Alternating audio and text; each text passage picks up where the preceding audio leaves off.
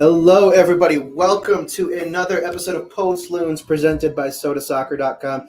Tonight, I'm your host, Jacob Schneider, coming to you live from Allianz Field, and I am joined by my co-host and colleague, Mr. Eli Hoff. Eli, how you doing tonight?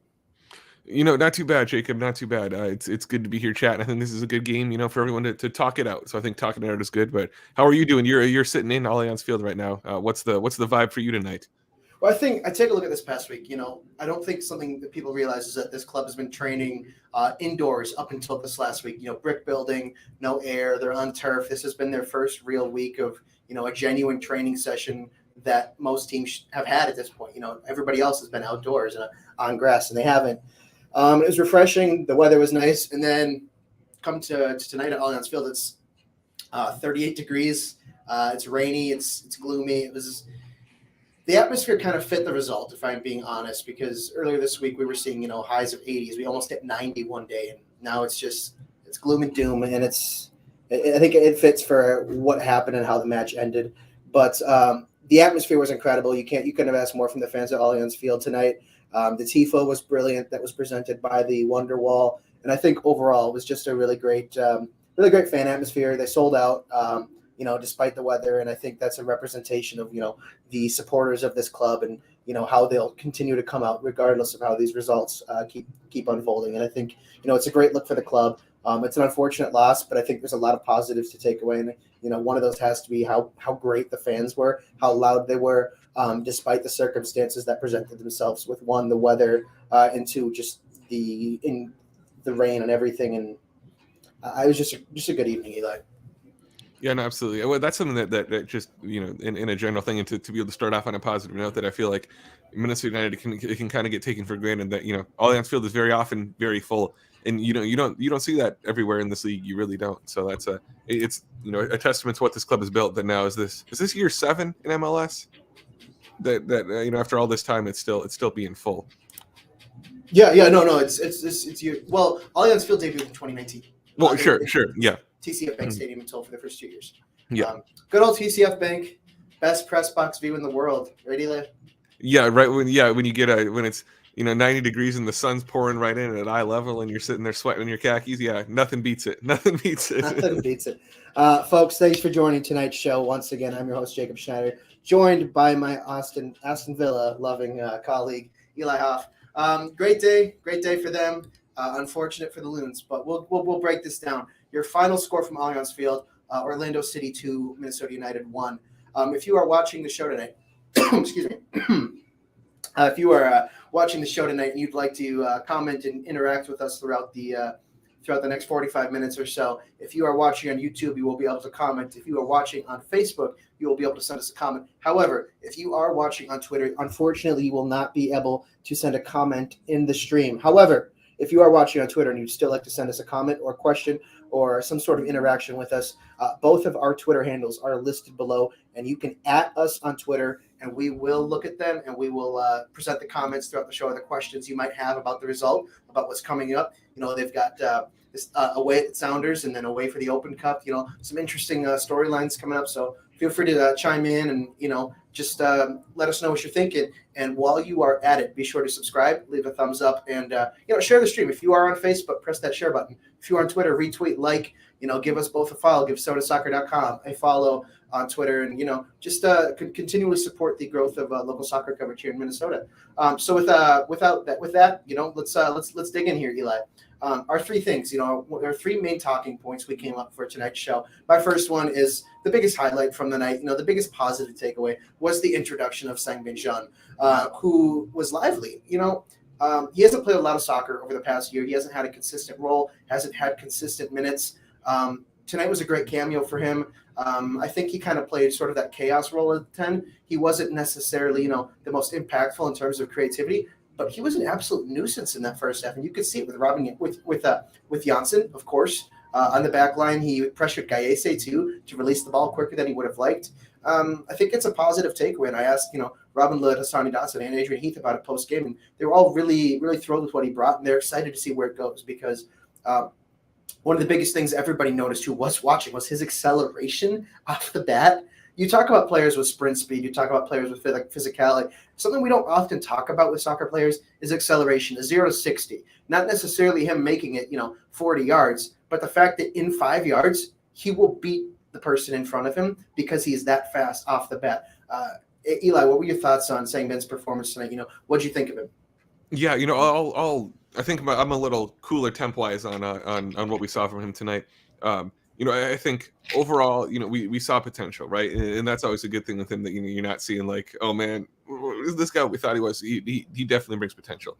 And a lot of that came, I think, from the energy. There's the run that I think you tweeted about, a few folks tweeted about, where it was in the first half, I don't know, 30-some minute maybe, where Michael Boxel ran all the way forward, probably got fouled, but got taken down and was trapped up there.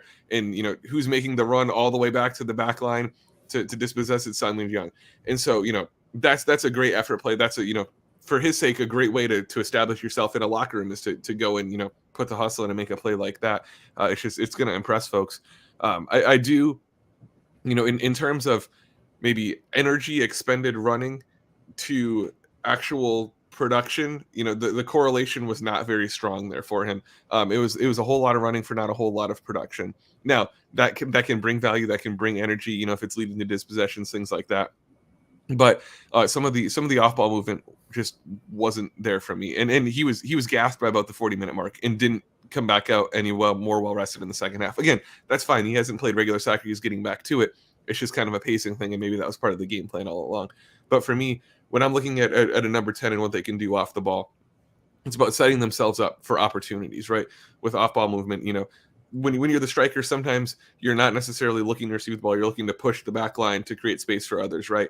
When you're the 10 and you're operating in that space behind, most of the time you're going to be looking to get open. And the thing that sort of intrigued me about SBJ's positioning is just how he seemed to always have a defender between him and the ball. And he'd be in a pocket of space, but it would not be an easy passing lane. And maybe that's by design, right? Maybe he's onto something there, right? He's the professional soccer player. I'm sitting here talking about professional soccer players, right? We're not the same. He's got a leg up, right? So who am I to doubt him? And this is a new style. This is a new system. It's all of that. But to me, that just seems like a difficult way to get open.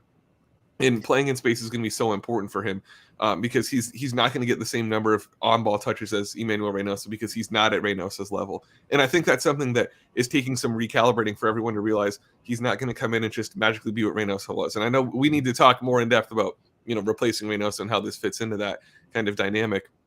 But for me, the off-ball movement, just the energy is great, but it's about using that energy to be in the right spots. And that wasn't there for me tonight. He had one great look when he had that really great shot where he'd kind of, done the old, stay with the line and then pump the brakes and generate 5 yards of space for yourself by staying back. That was great. That's exactly what he needs to do. But that was one time I noticed that out of his whole, 55, 60-minute shift. So I'll be looking for more on that front. In terms of on ball, I thought he looked fine. He looked passable. He wasn't a liability. I was unimpressed with the set piece service.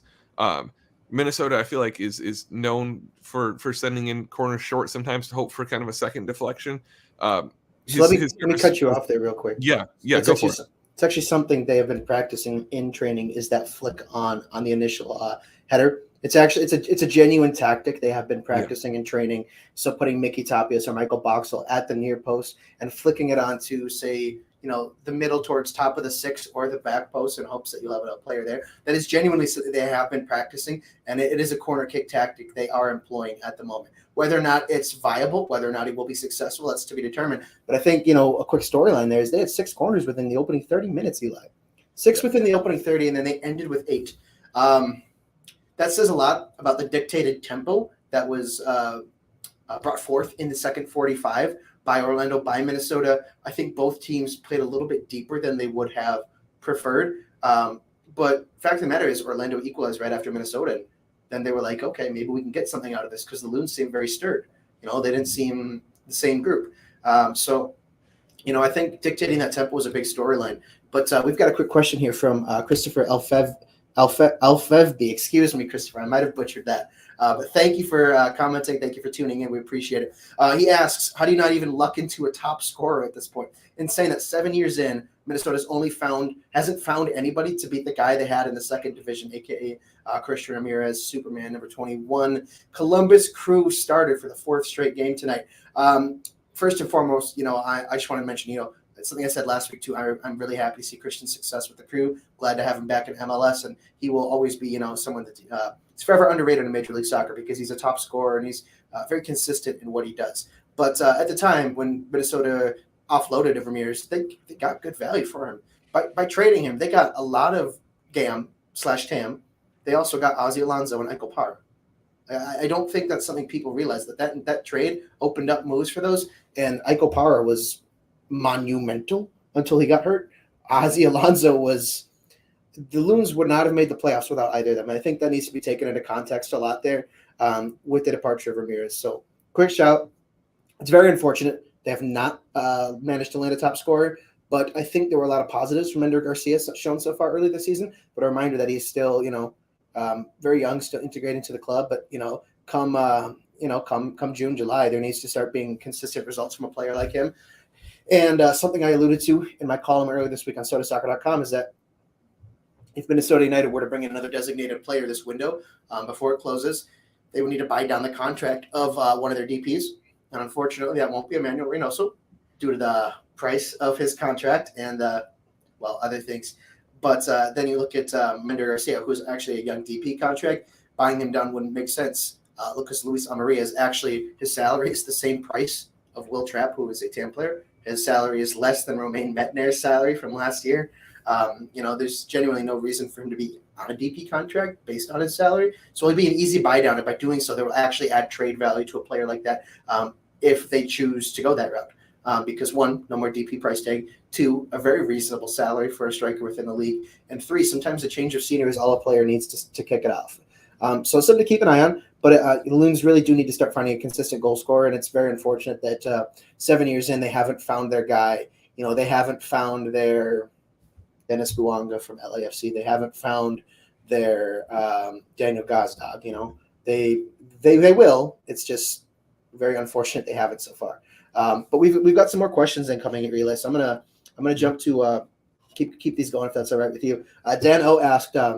I'll let you answer this one, Eli. Dano asked, why switch to the kind of Dotson/Ariaga pivot rather than the solid Ariaga trap pivot?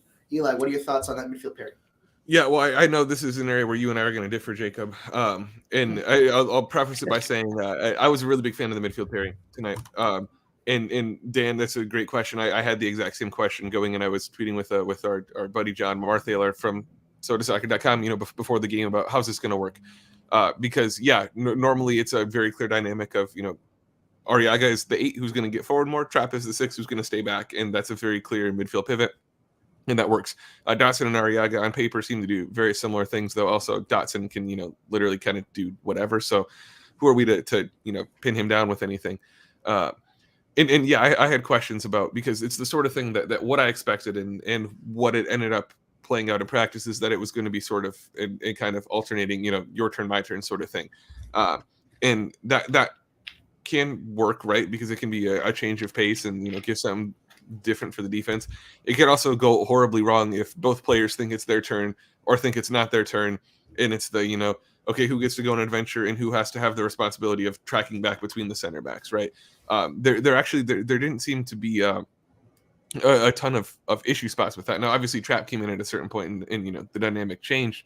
But when it was just the Dotson Ariaga pivot, it wasn't bad at all. What I thought really, really was effective was the way those two controlled the midfield.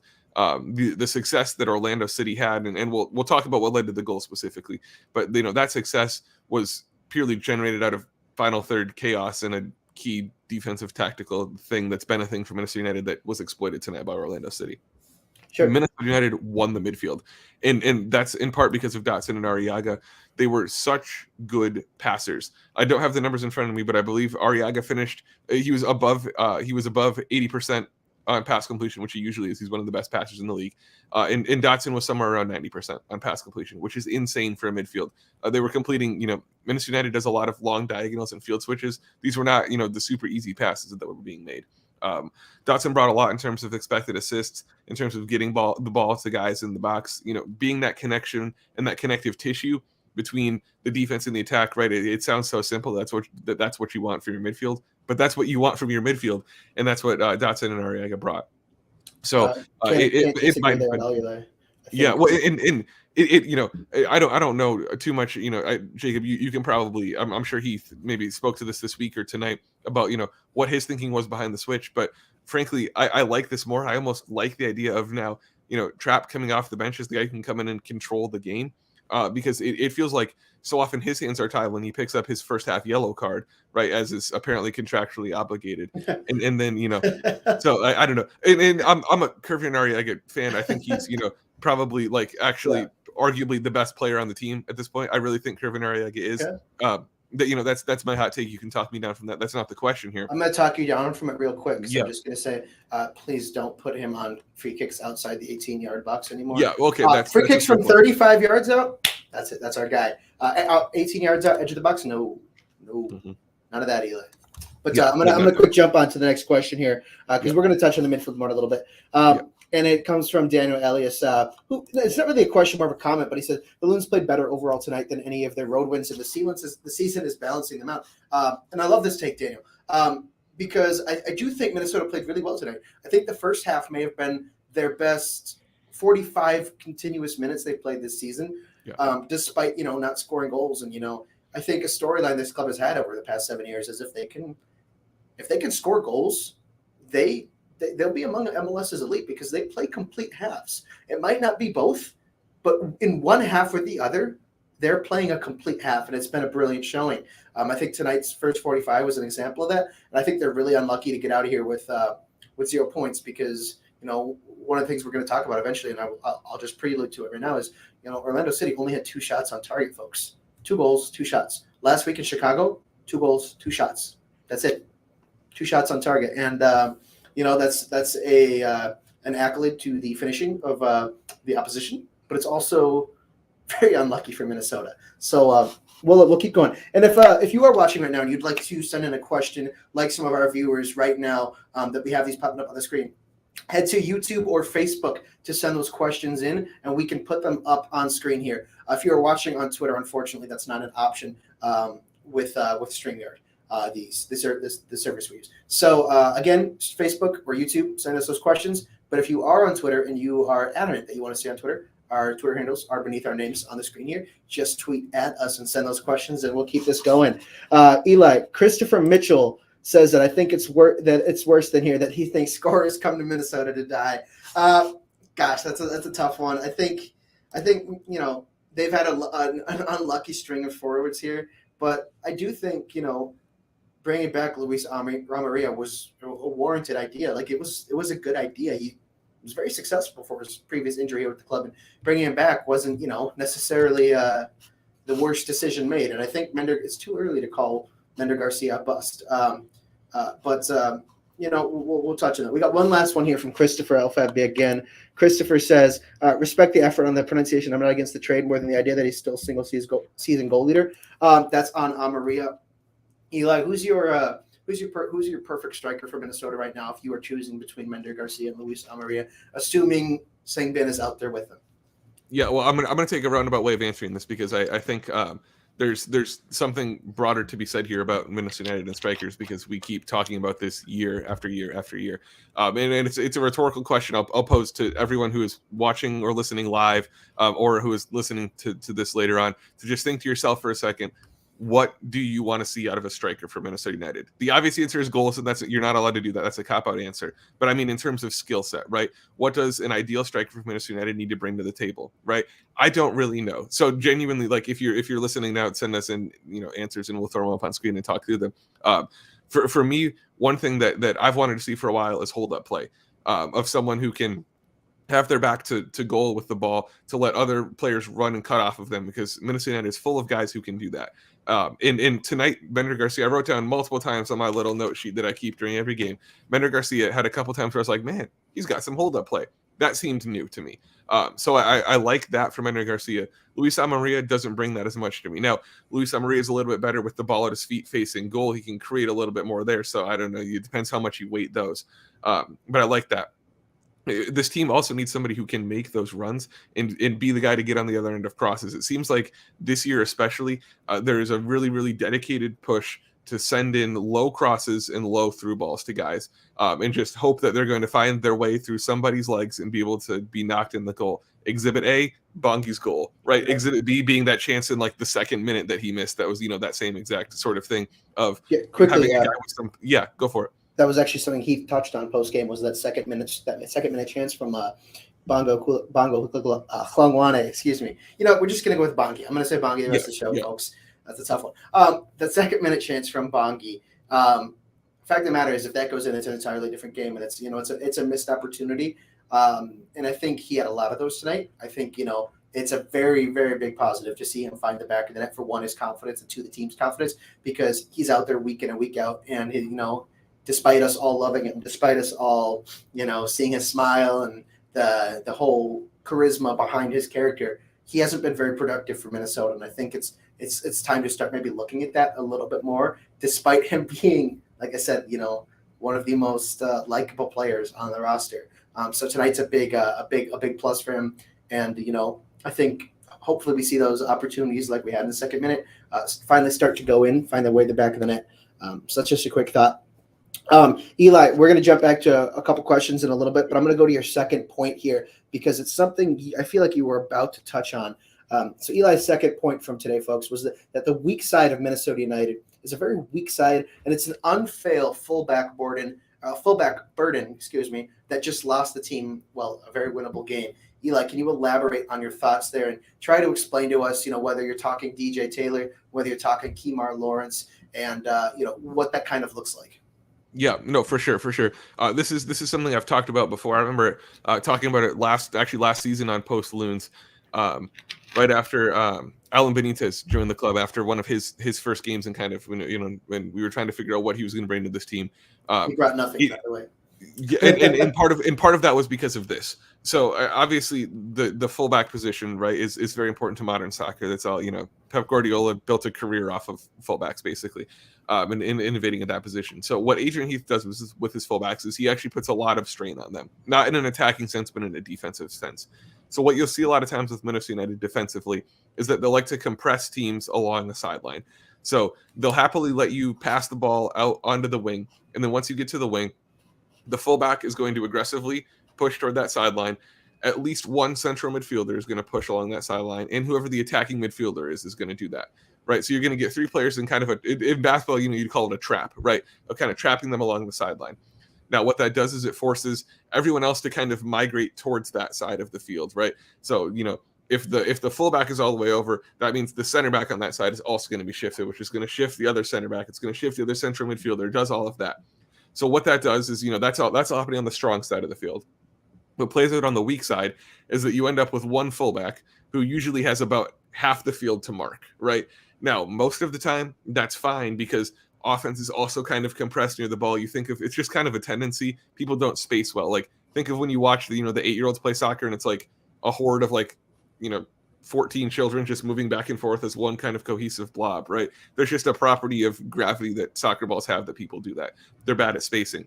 But what you can do if you're an attacker is get behind this one fullback who's marking half the field, and through no fault of their own, that fullback is going to struggle to keep track of somebody because they have half the field to mark. That's a really, really difficult thing to do. It also requires a lot of hip mobility and the ability to turn from, okay, I'm turning this way and watching the ball and feeling this guy off my shoulder, to now, oh crap, it's going to the guy behind me. I have to swing this way. It's easy for me because I'm sitting in a swivel chair. It's a lot harder for someone who's like running in cleats and has to, be a professional athlete. So there's a lot of strain on the fullback position, right? And on the weak side of Minnesota's defense. So actually, Jacob, if you want to bring up Travis's comment here from YouTube here, it actually, this exact phenomenon factored into both of Orlando City's goals. And the second one is a really, really prime example. If you go back and watch the replay, so it's a situation where the ball gets, through a varying series of events, gets sent across the box from the strong side to the weak side. If you pause it right when that ball is sent, when it crosses the halfway line of the pitch, when we're talking, horizontal, when it crosses from this side to this side, when you cross there are 0 Minnesota United players on that half of the field. I mean, 0. There could be a striker or an attacker somewhere, but in the frame of the camera, you cannot see anybody on that side of the field. There's only one Orlando City player, right? that's a problem. That's not how soccer defense is supposed to work. That's because the weak side fullback, I think it would have been, well, I think it was Kamara. I don't actually know who it was. Had gotten sucked in because he had to defend somebody in the box. That's a more pressing priority, right? You have to make decisions there. He's sucked in.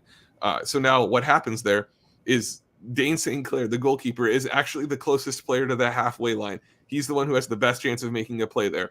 So he's charging forward. And again, by the time the ball actually reaches, I forget the Orlando City player who actually sent that ball across bar. Okay. Yeah. So by the time he gets to the ball, Dane St. Clair is the only player on that side of the field, the goalkeeper. It's a problematic setup, right? But he's going aggressive. He's doing what he can. He's not going to get there in time because he may be tall and he may be athletic, but he's only so tall and so athletic.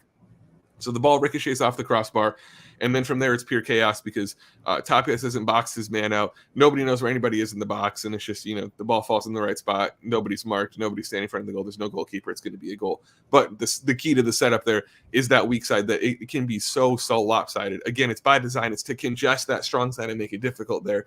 But it's a thing that if teams look to exploit it, it's going to lead to chances like this. I don't know if this was an Oscar Pareja game plan thing, if this was just the way the ball fell on the night. But, maybe it's just one of those things that this just happens. Maybe this is just the season evening out, right? But the game plan backfired against Minnesota United, cost 2 goals, cost 3 points, cost the game. And it comes down to this weak side defending. I think, I'm going to jump in and chime in real quick. I think a possible solution to that scenario is, when you have a wheel trap on the field, when you have a proper 6, Trap should be taking that man that Kimar pushed inside to mark. He shouldn't have to be getting himself halfway across the 6 to mark somebody. It was basically a 4-3-3. We're going to call it a 4-3-3 towards the end of the game because Robin was playing deep enough to be a third midfielder. And you've got 3 minutes to support that. It's excusable, but at the same time, it's inexcusable because they did it to you once and you fell for it a second time. And at that point, you are your own worst enemy, and that's what Minnesota did. Their faults, they were exploited. So I think that's just something to look at and have a big takeaway. So yeah, I'm ended there. Just they are their own worst enemy tonight, and they fell for the same thing twice, and as a result, Orlando's got 2 goals. 2 shots, 2 goals. So, folks, before we keep going, we're nearing the halfway point of the show here. We've got a bunch of viewer questions in here. Keep them coming. I would rather look at your questions and speak with you guys here than read the blurbs we wrote down on a Google Doc. You guys are much more interesting than us, especially, like I said, Eli's a Villa fan. I didn't know those existed after Jack Grealish left, so, I'd rather talk to you guys and listen to your questions than read what he wrote down. But as we near this halfway point, I just want to give a quick shout out to a Minnesota United staff person who is leaving the club tonight that has helped both Eli and myself more than you can imagine over the past few years. PR staff person, Gabriela Lozada. A quick shout out to her because she is leaving the Loons tonight. Tonight was her final game with them. Gabby has translated. I can't tell you how many Spanish-speaking interviews for media members like Eli and myself over the past, 5 years or so, how many times she has helped us with, numerous tasks, little things we ask her in the press box, things we ask her at training, the recordings she sends us, the translations, the transcriptions of all interviews, even with English language speaking persons. She's an incredible asset to the club, and she's been incredible to all of us media members. We're going to miss her so much. So just a quick shout out to her as we near the halfway point of the show. We're incredibly grateful for the work she's done over the past few years. And Sota Soccer would not be here without the help of someone like her. So again, just thank you so much, Gabby. We wish you the best of luck with your next adventure. So we'll jump back to Minnesota United stuff now. So Eli, you and I each have one last take to speak about. We'll jump to my third thing here. My third takeaway is, where does this leave leave the Loons in terms of MLS's elite? Is this squad good enough to continue without any player movement until the summer transfer window? And I don't know, because the fact of the matter is, this offseason, a lot of very talented MLS players were brought in. a lot of very talented MLS players returned from season-ending injuries in 2022 that we didn't get to witness. You know, an example like Miles Robinson. You know, and LAFC are, you know, if you want to be among MLS's elite, you know, they've got players like Dennis Buanga and Carlos Vela who are just completely dominating the league. And Minnesota doesn't have a player anywhere near those levels. And with no Emmanuel Reynoso, Minnesota has to play their own way for the next, you know, 3-4 months until they're able to bring someone in, if they do. And I just don't know if it's viable. What do you think? Yeah, no, I agree with that. This was something that we were talking about in the Sota Soccer Slack as the game went on. Of you know, and part of it was Songmin Young's kind of performance tonight, and you know, you don't really realize what you miss in terms of Emmanuel Reynoso until you look at someone trying to fill that role and all the things that they're just struggling with through really no fault of their own, because Reynoso was a top 5 player in this league, and you know, you realize how much he did. I think it's, you know, what this team is lacking. There are things that this team is lacking. One of the chief ones in terms of Reynoso is the on-ball quality, and just the gravity and, you know, the defensive attention that you can draw. Right, SBJ drew 0 fouls tonight, 0 fouls, and he was, you know, running around the field doing so much and did not get fouled once. Right, Reynoso, I don't know I don't have the numbers of what he averaged in terms of fouls per game, but gosh, it feels like he would have gotten, like, you know, at least one every 10 minutes, right? Do you remember the 2009 NFC Championship game between the Minnesota Vikings and the New Orleans Saints? I'm disappointed that you would bring up this memory, Jacob, but yes, I do in fact remember that. Do you remember the images of Brett Favre's ankles post-game with the bruising? Do you remember those circulating? That's what I would imagine Emmanuel Reynoso's ankles looked like every time he got off the pitch after playing 90. Yep. There's nobody in the league who, in terms of visual, I would assume just watching get fouled so much. That was his skill set. That's what he did. He drew fouls. He knew how to irk players. He knew how to get underneath their skin. But it's unfortunate that, you know, every time, because Minnesota is so used to him, because we as, you know, media members, as you as fans, you're all so used to seeing him and mentioning his name and everything. You know, we're nearing a stage where it feels like, you know, we just have to move on until anything else comes forward, because, you know, I can tell you while watching right now, there's no new developments. It's the same as before. There's a player who does not want to be here at the moment. There are, you know, things going on in his life. There are things going on here in Minnesota, and there is, you know, there's just no way for him to be here right now. And, you know, that's about all there is. That's public knowledge. That's knowledge to us. There's nothing else to say. You know, he's not here. And I hate that I continually bring him back up week in and week out too, because of how brilliant of a player he was, how influential he was to this squad. And now Minnesota just needs to continually move on and try and redefine themselves without him, because even if he does come back, I can't imagine many of these players are going to want to integrate him in right away. You know, they feel, you know, like they lost a family member, but that family member maybe used them, and, you know, they don't want them to welcome him back right away. You know, it's a really tough situation for Minnesota. And I think, you know, the more we talk about it, the more, you know, coverage we continually give someone like Emmanuel Reynoso, the more it is. They're never going to move on from him. And, you know, the way things look right now, Eli, it's time to move on. And, you know, and if he ends up coming back, he ends up coming back, because he's a brilliant player. But at this moment in time, it just, you know, Sengbin isn't going to be the next Emmanuel Reynoso. There's not going to be another one. I think, you know, he's a one-of-a-kind player. But, you know, he is himself. He's his own player. And he's not just a 10 either. Adrian Heath says he wants to play him at the 9 more than the 10. He'd rather play him at forward. And whether that's a second forward in a 4-4-2, whether it's like a 4-4-1-1, I'm not sure.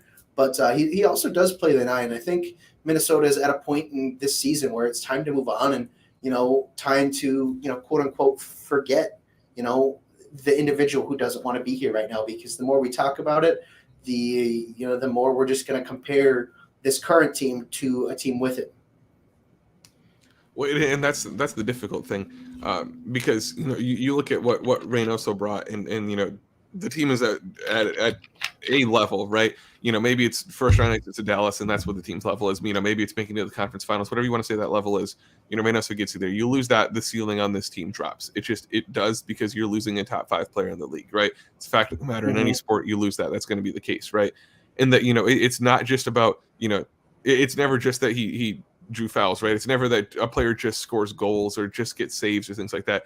It's the things they do as a result of that Reynoso fundamentally changed the look of this team. If you're a team preparing for Minnesota United, right, you have to prepare for Emmanuel Reynoso. And that meant, that this is the guy who leads the league in players dribbled past, who leads the league in nutmegs, right? If you're a coach going against Minnesota United, you're telling your players, look, you just got to hack at this guy. Don't let him get by you, and try not to be embarrassed, right? That, it changes the scouting report and the game plan, right? I don't think there's another player on this team who changes it to that same degree, right? Who can do it to the same magnitude as Emmanuel Reynoso, who can raise this team's ceiling like that. And so, that does affect this team's stature in the league. Just having a player like that, someone who just changes the math for you defensively if you're an opponent, that's something. It's something less tangible. It's something more difficult to describe in terms of on-pitch quality, but it's still something that you need to capture. It's something you need to complicate. It's about, in kind of a cliche sense, being the team that imposes your game plan versus having a game plan imposed upon you. Reynoso can single-handedly change that. Maybe Songmin can, once he's settled in and is up to match fitness and is developing a little bit. That's, I don't want to say he can't after tonight. Like, I'm cooler on what the performance looks like, but the potential could very well be there. We just don't know. It's just, it's difficult to see, and this is a team that can grind out wins, but that's also, we have to consider, MLS is a league that is sometimes stretching itself thin from a talent perspective, and home field advantage is a big deal. And so, even if you're a mediocre MLS team, you're going to do pretty well picking up points at home, and you might be able to snatch the occasional away result. And this team seems to have really great chemistry, right? We've seen the video of the wave dancing in the locker room and Ariaga doing the worm. Like, this is a team that, and Jacob, you're around it a lot. I'm not around the team anymore to really know, but it seems like a team that likes each other. It seems like, Adrian Heath has control of the locker room. That's not the issue here.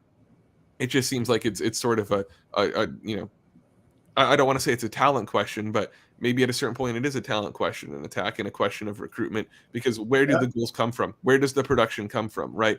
You can, maybe you can say, maybe there'll be a goal a night from one of these low balls going to Mender Garcia or Bongi or Fragapane or somebody making the run to knock a ball in, right? Maybe that produces one goal a night, right?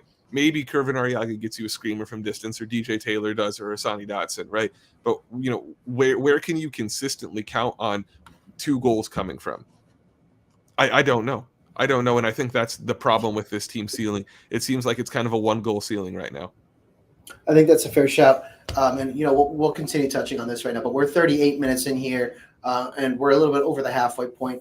And I just want to give a quick shout out to one of our sponsors for sponsoring tonight's show here at SotaSoccer.com on Post Loons. So thank you to Nate Pentz and Pentz Homes. It's time to tell you about our friends over at Pentz Homes, owned by Minnesota United fan and local soccer supporter Nate Pentz. Pentz Homes was founded on the idea of providing customer service that exceeds expectations and making home buying and selling process here in St. Paul, Minneapolis, as simple and easy as can be. Nate's team specializes in the Twin Cities area and can help you navigate this ever-evolving market with the right tools, technology, and expertise. Pentz Homes knows how to help you get the most out of your house and get you into the home of your dreams while staying in your budget. Contacting Nate is actually very simple. Just go to pentzhomes.com. That's PENTZ homes.com, or email him directly. Email's listed on the screen right now. Nate at pentzhomes.com. Pentz Homes proudly supports local Minnesota soccer clubs like Minneapolis City and Minnesota Aurora. We're extremely grateful that they're extending their support here for us at Sota Soccer. That's pentzhomes.com, or email Nate at pentzhomes.com. Once again, thank you to Pentz Homes for sponsoring today's show. So, Eli, circling back here to some of the things we've talked about, we've talked about the positives and the negatives from today, and we're still getting questions coming in.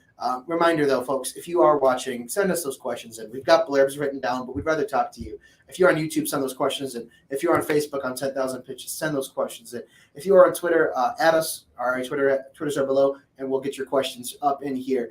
We've got a new one here from BRAK014. and I'll put that up on screen. And he's asking, how can the Loons utilize the offensive players they have to make the attack better than they have this season? And I'd love to jump in on this one. I think one thing they can do is utilize that 2-striker formation. We continually bring him up, but there's no Emmanuel Reynoso here. And I don't think you need to force Sangbin to be Emmanuel Reynoso. I don't think you need to force yourself into a system where he was everything. I think, there's a very productive way to look at this, and I think it's Robin Lod as a right mid in a 4-4-2 with, say, Sangbin and Luis Amaria up top, Sangbin and Mender Garcia up top. Soccer can be simple. Soccer can be complicated. As a Chelsea fan, we play complicated soccer.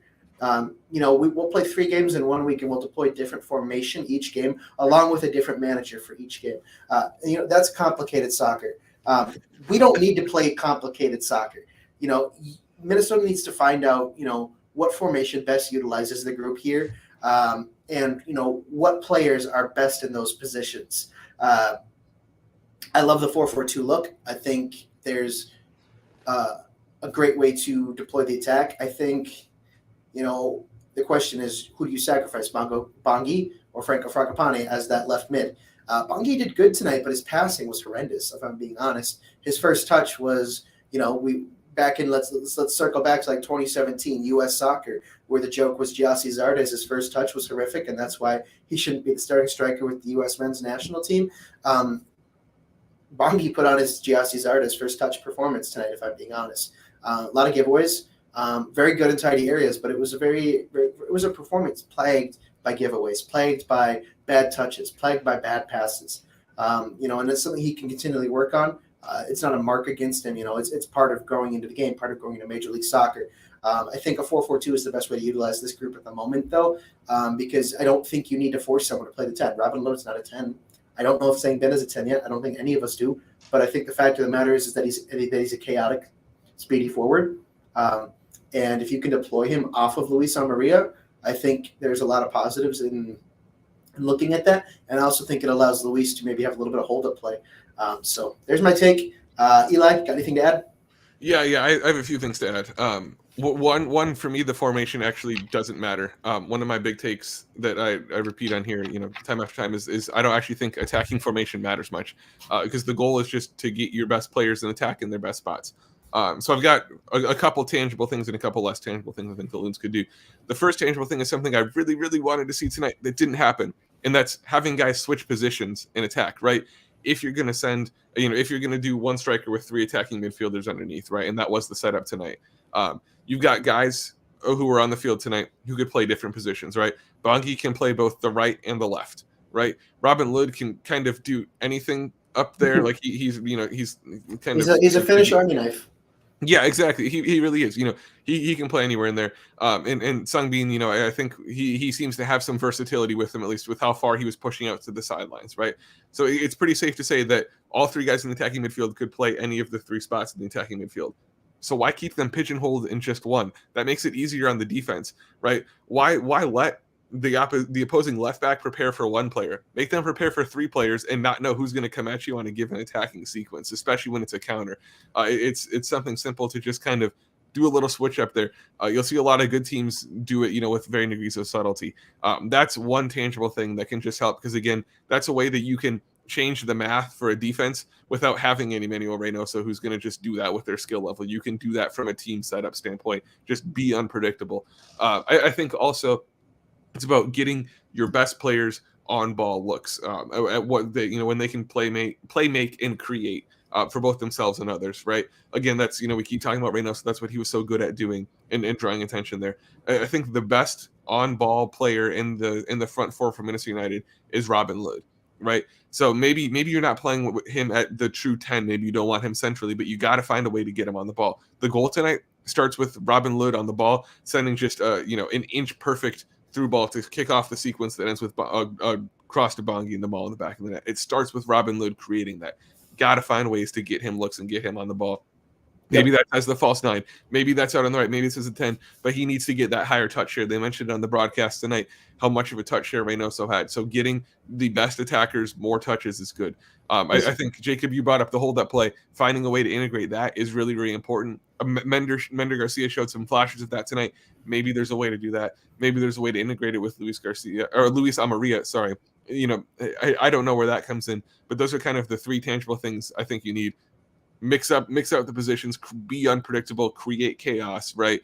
Get the best player on the ball and get some hold of that play. And I think that makes the Loons attack better. It's all easier said than done for us here. But I think, those are three, relatively speaking, simple things. You're not reinventing the wheel here. It's really, bringing in some of those core concepts, I think, could lead to goals with the right execution. And we've got a quick question from here, or a comment here from Christopher Mitchell. Lauda's great on the ball tonight, but what about Rob? Do you think he is among the worst at missing great opportunities? I'm going to end this quick here on your question here, Christopher. Robin is a victim of his own versatility, and I think it's been really difficult to see him deployed as a 6, to see him deployed as an 8, as a 10, and as a right winger this year, on top of international duty and coming back and being ridiculously sick. I think it's really difficult for a footballer to be deployed in that matter. He's a victim of his own versatility. He's still one of the best players on Minnesota United. He is still one of the most versatile players in the league. But at some point, the Loons are going to have to just say, "This is your spot. We're not moving you. Ball out," and he will. I think that's just where you leave it. Victim of his own versatility, folks. It's how good of a player he is. But at the same time, you might be hampering his ability. So we'll see where it goes. And I think Robin is forever going to be one of the biggest playmakers on the squad. And I think you're going to see it next weekend in Seattle. You're going to see it in the if he features in the Open Cup. Robin will do Robin things, but there's got to be some support around him, and he's got to have some consistency too. You don't see Will Trapp deployed as a 10, as a 6, as an 8, as a right winger too. You see him stay in one of his positions. Same with Kervin Ariaga. Hassani Dotson is either a 6 or an 8. Franco Fragapane has really only played left wing this year. Mender Garcia, Luis Amarilla, only striker. Bongi played left wing for the first time this year and it featured at right wing in every other match this year. He's a victim of his own versatility. And I think actually I'll weigh in here actually just Christopher, I was pulling the numbers as Jacob was talking there. And American Soccer Analysis is just a great site for expected goal stuff for MLS. And if you look at Robin Lod's career since coming to MLS, which was 2018-19, whenever he came in here, he has actually scored 0.29 more goals than would be expected of him. Obviously you can't score that, but he converts chances at roughly the rate that you would expect a player to convert them at. So take that with the grain of salt that you want to give expected goals as a metric. But I think that is an important thing to evaluate here with Robin. And another question from Christopher, who's been here all show. Thank you, Christopher, for joining us. Just as the main problem in the offense seems to be no plan. Can't say what the goal and attack is. TBD. We'll find out more as they slowly go into the season. These are growing pains. They started the season in stupid good fashion. Who would have expected 3 road wins? Who would have expected after that preseason to go and boss Dallas like they did? Not me. Not you. Let's be honest. They're growing pains. Season is going to even out. It's a long campaign. Leagues Cup, Open Cup, MLS playoffs. Am I missing anything? Friendlies, All-Star game, international breaks. It's a growing pain, man. They'll get there. They'll slowly grow. It's early. It's really early still, guys. There's a lot more soccer to come. There's more players to arrive. There's more players to depart. Minnesota will slowly coast, and they will end up where they deserve to be. And I think that's in that 5 through 8 playoff spot. I don't think they're worse than that. They can be better than that, but Minnesota's all they're a victim of their own versatility, just like Robin Lod. They are a team who fluctuates. I mean, look at last season, 13 games unbeaten, and then they go and crash to the end of the season. Nobody would have expected it. BRAK. I still can't believe this team beat St. Louis after tonight's performance. St. Louis is a very good squad. I don't know what the final was for their game tonight. Let me pull that up real quick because I've got it here on my phone. As someone based in Missouri, there's been tornadoes around the state today. It was tornado delayed for a while because there's a tornado warning in St. Louis. They're up, I believe, last I saw was 4-0 on Cincy early second half. Pulling it up. put my phone down because I was listening to you. It's not even showing up. Where? Oh my goodness. What is going on? It is 5-1 St. Louis City 5-1. over the undefeated FC Cincinnati, might add, Yeah. who are, rumor has it, set to sell Brazilian forward Brenner to Serie A side Udinese for 10 plus million. We'll see if where that number goes. I'm going to say 10 plus because I've seen varying reports.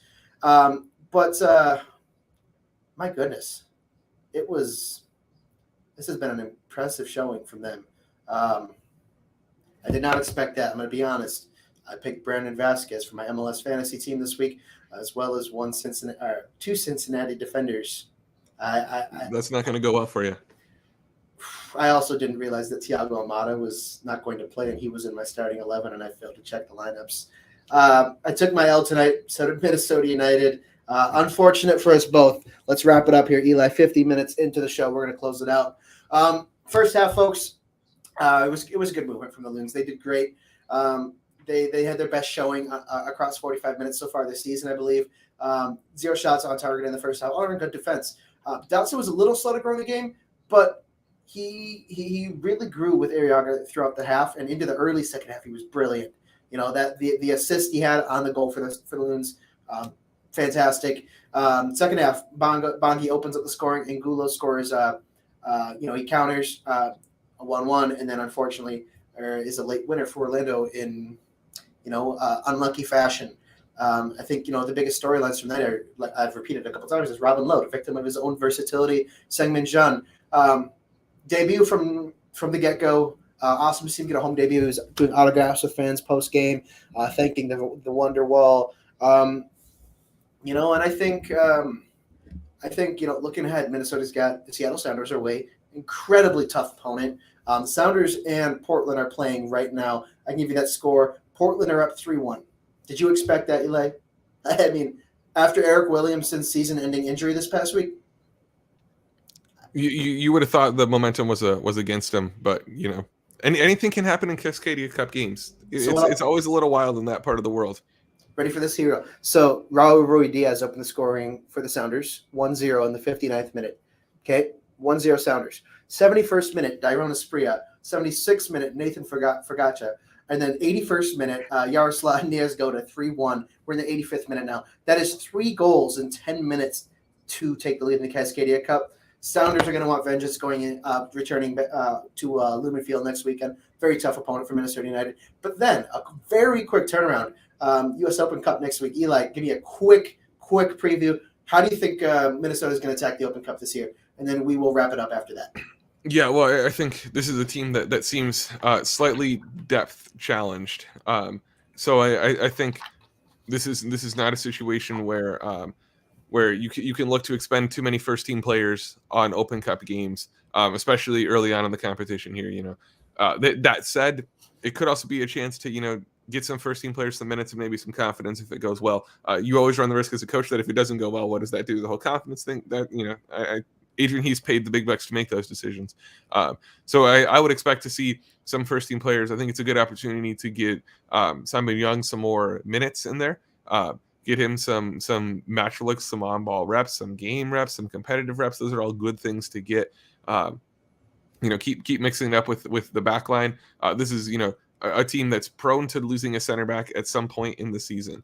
It seems pretty likely that whether that's Brent Kallman, whatever you want the solution to be along the back line, there's probably going to have to be somebody who plugs in. Cal Marquez. So, sure, yeah. So that's the Open Cup's a great opportunity to keep some match fresh legs through there.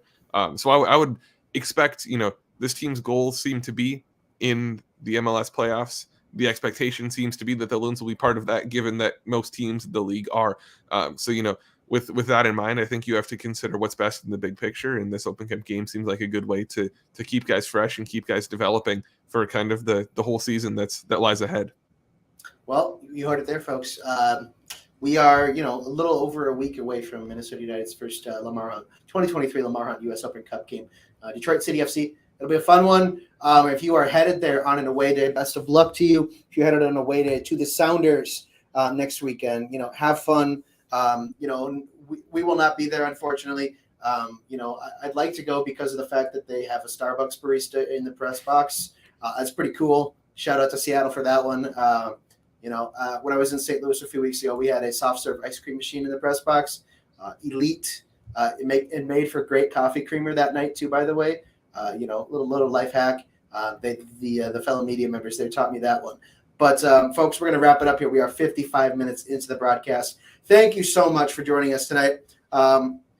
So much viewer interaction, so many questions. We appreciate it. Thank you for joining us. Thank you to Pentz Homes for sponsoring tonight's show. And I'm going to repeat it one more time. We said it at the halfway point.